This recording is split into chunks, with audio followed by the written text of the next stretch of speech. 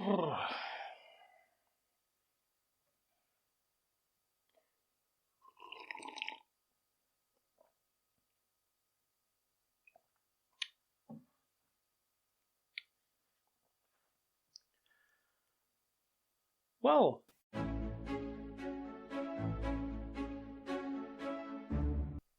hello everyone.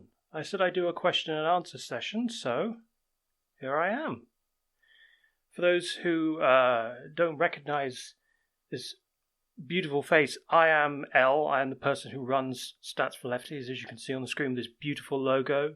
And in today's video, which I never thought I would say, I didn't think I'd be doing video content, so thank you for being open to watching it.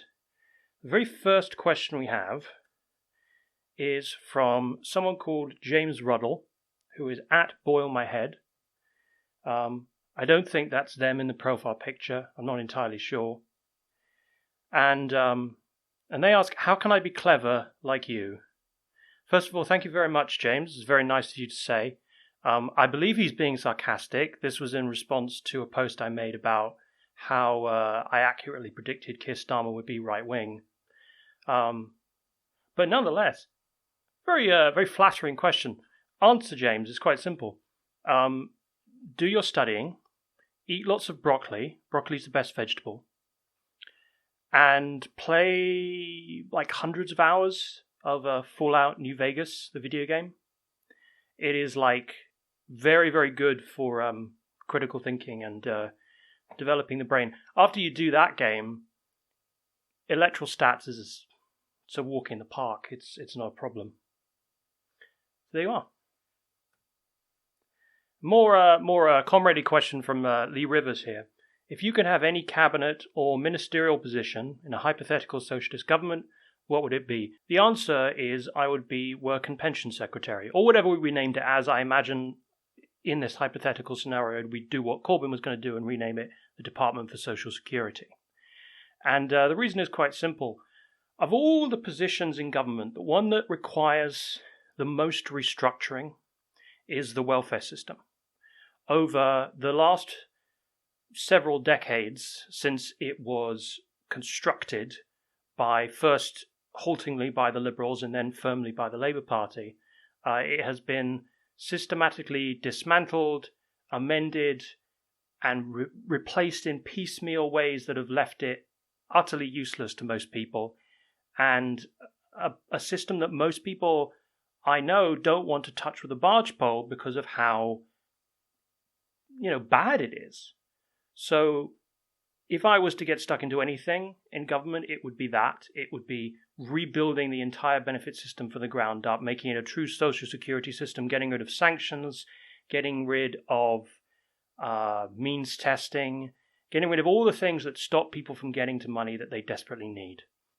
The final reason why I think I'd be quite useful in that position is that it's a position that would require you to annoy a lot of people and be very unpopular. And as somebody who has great experience with annoying people and is basically constantly unpopular, I feel as if I have a great deal to offer in that department. William asks, what made you get into politics? There's two aspects to this question, right? There's the theoretical side of politics and there is the practical side of politics. Theoretically, i.e.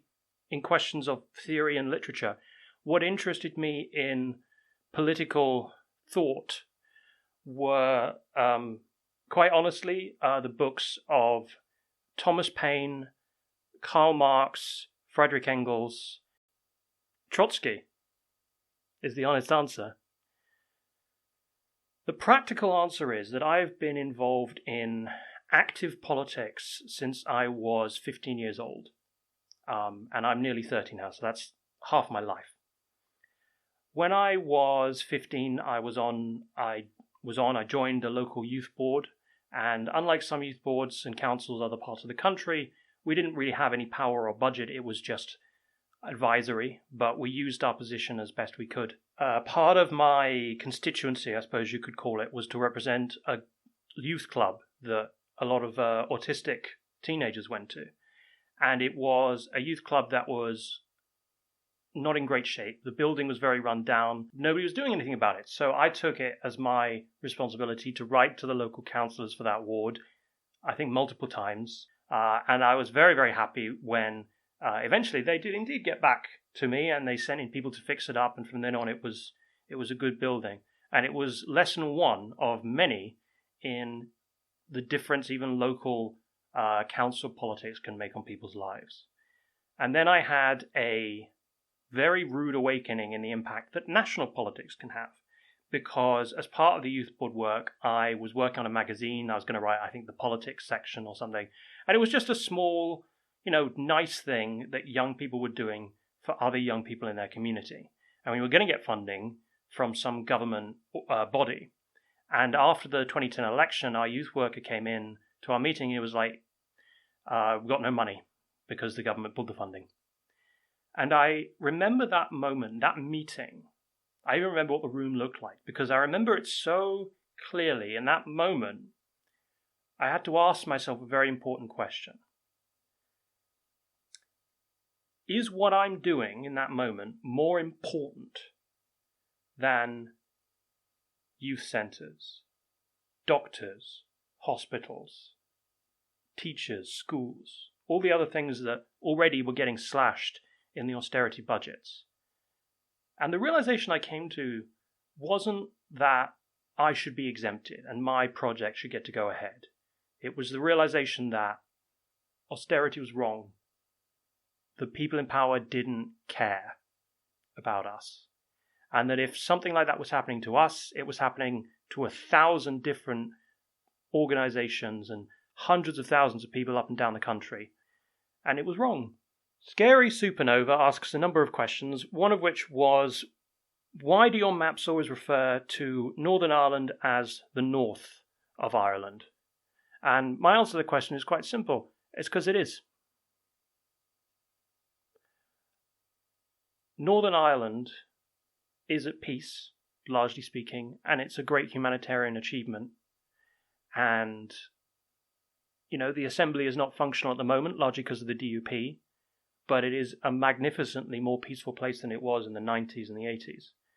But it doesn't change the fact that Britain stole that section of Ireland. It was always historically part of the nation of Ireland. Britain stole it as, the British Empire. And it took it and it gave it to a small, tiny club of unionist conservative elites who then ran it as their personal fiefdom for the next several decades, and nobody in the UK government, Labour or Conservative, ever did anything to help the Catholic nationalist minority who were treated as second or third class citizens in their own country by a government that they didn't vote for and were not even allowed to participate properly in the choice of.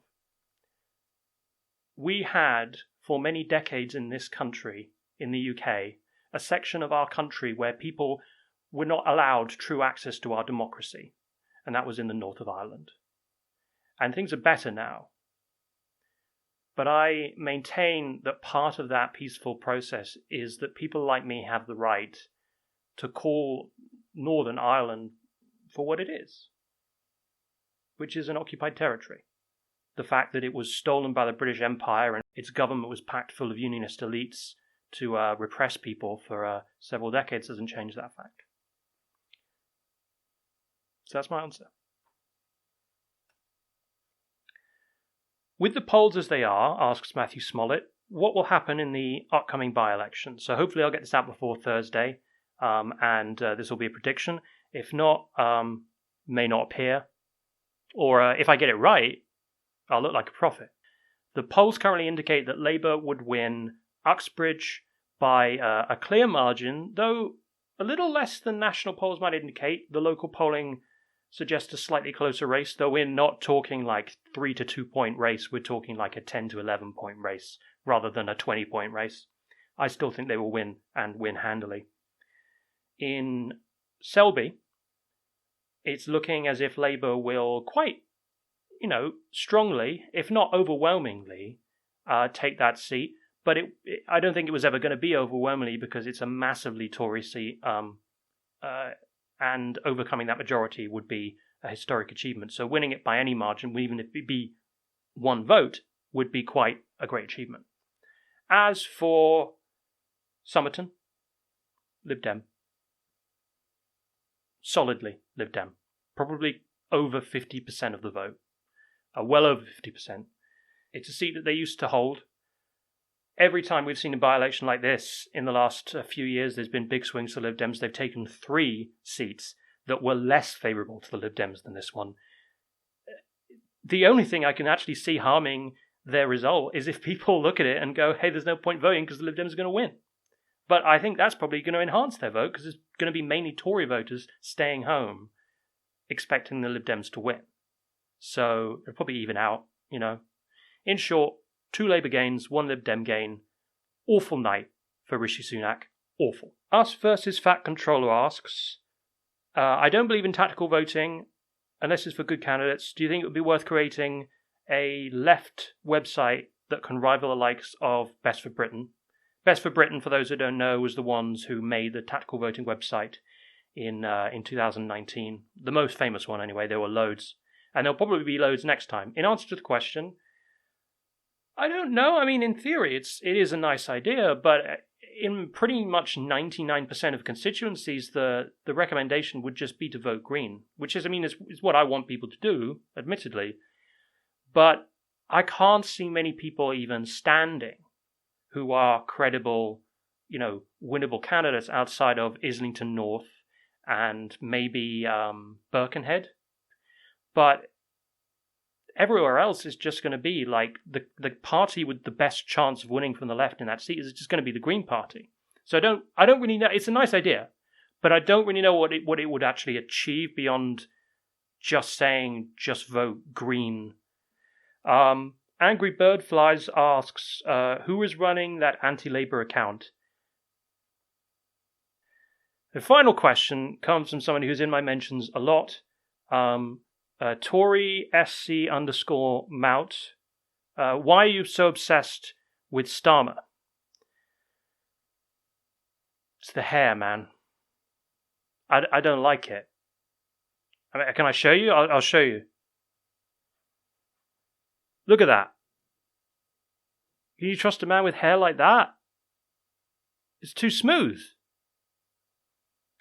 Listen, anyone who has like really unusual like hair, you just shouldn't trust them with political power. That is all the questions that I have time for. Thank you for watching, and I will be doing more video content like this. Bye-bye.